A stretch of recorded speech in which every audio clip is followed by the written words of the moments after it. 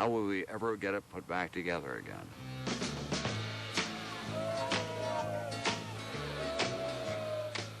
This was the first mass protest of the women's movement.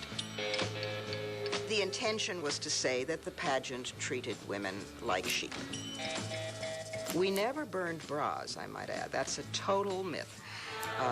But we did throw out into a freedom trash can bras along with symbols of women's oppression, steno pads, diapers, high-heeled shoes.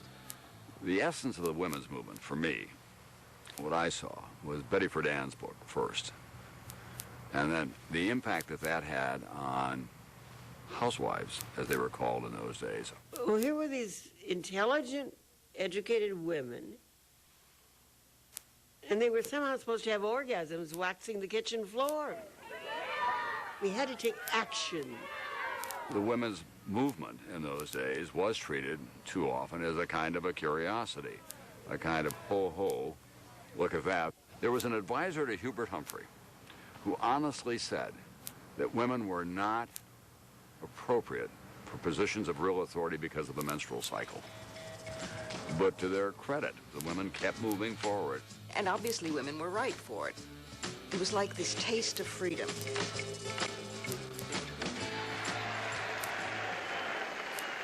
Nixon's the one. That's the natural banner for any sprightly front page tonight. When people talk about 1968, they talk about what was going on in the streets, but there was another America, and they didn't like what they were seeing. And what they did was vote Richard Nixon into office. The great objective of this administration at the outset, to bring the American people together. At the end of 1968, we were a deeply, deeply divided country. And we didn't, at that point, know what the end of all of this was going to be. There was no light at the end of the tunnel. Tom Brokaw, Eyewitness to History. What did the president know, and when did he know it? Watergate was a constitutional crisis of the first order in this country. Here we had a sitting president who had been accused of participating in the cover-up of what the White House called a third-rate burglary. It all started with 5 men with shadowy backgrounds who were hired to break into the offices of the Democratic National Committee in Washington, D.C. We were in a hotel room in the Watergate Hotel, and we were in touch with the burglars by transceivers. There was one voice, and he just said, "They got us," meaning that they had been captured. It was not a, would you call a professional or clean job. It was a totally bungled job. It was as stupid and foolish as it appears. The interesting thing about the unfolding of Watergate is that it really initially attracts very little attention. The president will be reelected in a landslide. Watergate really doesn't become an issue until the spring of 1973, and that's when it falls apart.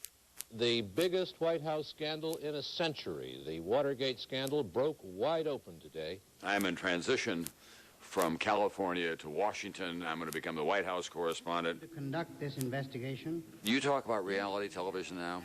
There was nothing like the Watergate hearings that summer. The country was just riveted. We are beginning these hearings today in an atmosphere of utmost gravity. Part of what John Dean has been telling the Senate Watergate Committee behind closed doors came out into the open today. I began by telling the president that there was a cancer growing on the presidency, and for this cover-up to continue would require more perjury and more money. Mr. Dean, you realize, of course, that you've made very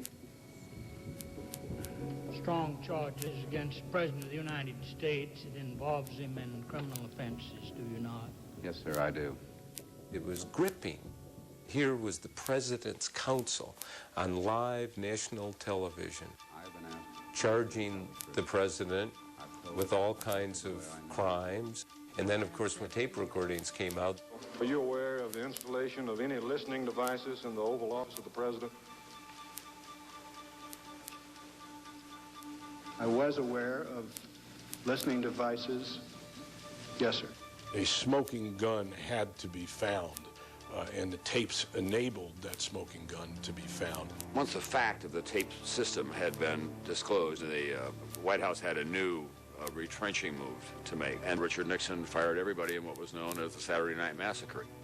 There are reports tonight that President Nixon has ordered Attorney General Elliot Richardson to fire the special Watergate prosecutor Archibald Cox. Every day there was a surprise. I mean, nobody was as surprised as we were to find out these incredible things. Presidential Press Secretary Ron Ziegler said... I got a call to come up to Ron Ziegler's office. And he said, well, there's a problem with the tapes. I said, what do you mean there's a problem with the tapes? He said, well, we have an 18-and-a-half-minute gap in the tapes. And I burst out laughing. He said, you've got to be kidding. Deputy White House Press Secretary Gerald Warren said President Nixon did not erase the tape. And then the White House released that famous photo of Rosemary Woods, the president's personal secretary, with her foot out about 8 feet and her arm over here saying, this is how it happened. You didn't need to be a rocket scientist to look at that and say, what the hell is going on in the White House? There was great tension in the air. It was just a matter of how it would play out. President Nixon has not yet responded to the sledgehammer decision of the Supreme Court today. He must immediately turn over tapes of 64 presidential conversations. Barring any blockbusters to clear the president, impeachment is a certainty.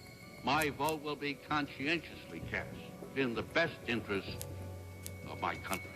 All of us, from the most senior to the most junior of the staff, felt this enormous obligation to get it right. But the end result was that when the House Judiciary Committee passed the articles of impeachment, it was a vote that the country accepted. Mr. Thornton. Aye. We knew that it was over for him. And there was this funereal tone within the White House. People spoke in whispers, literally. There was almost no one at the barricades at that point saying, we're going to see this through to the end. I shall resign the presidency effective at noon tomorrow. Richard Nixon appeared to say goodbye to his staff and made that very melancholy, slightly bizarre speech. But those who hate you don't win unless you hate them. And then you destroy yourself. I got back to the office, and David Brinkley got a hold of me, and he said, didn't you have the impression that at any moment he could pull out a small Derringer and just shoot himself? I said, David, no, I didn't have that impression. Why? And he said, come here. So I went in and watched it on television. You don't pass the bar exam. And the isolation of Nixon's face and the trauma of his emotional state of mind was magnified to a far greater degree electronically than it had been in the room itself. There were two presidents in the White House today, Richard Nixon on his way out, and our new president, Gerald Ford, on his way in. And Tom Brokaw has that story. The transition took on a human form as the Fords and the Nixons walked out of the White House together. General Alexander Haig, Mr. Nixon's chief of staff, with a final salute of encouragement to his commander-in-chief. I was the helicopter pilot that flew President Nixon off the White House lawn on his last day in office. The mood inside was unbelievably bad. The First Lady says, it's so sad, it's so sad. But everybody else had nothing to say, absolutely nothing. My co-pilot and I both had tears in our eyes, and the President said, you have to stop that crying because I'm getting tears in my eyes, so knock it off. The presidency is the most important office that we have. The people who get to that Oval Office get there because it's the decision of the people to put them there, and that does not mean that they are automatically above or beyond the people. And sometimes I think presidents forget that.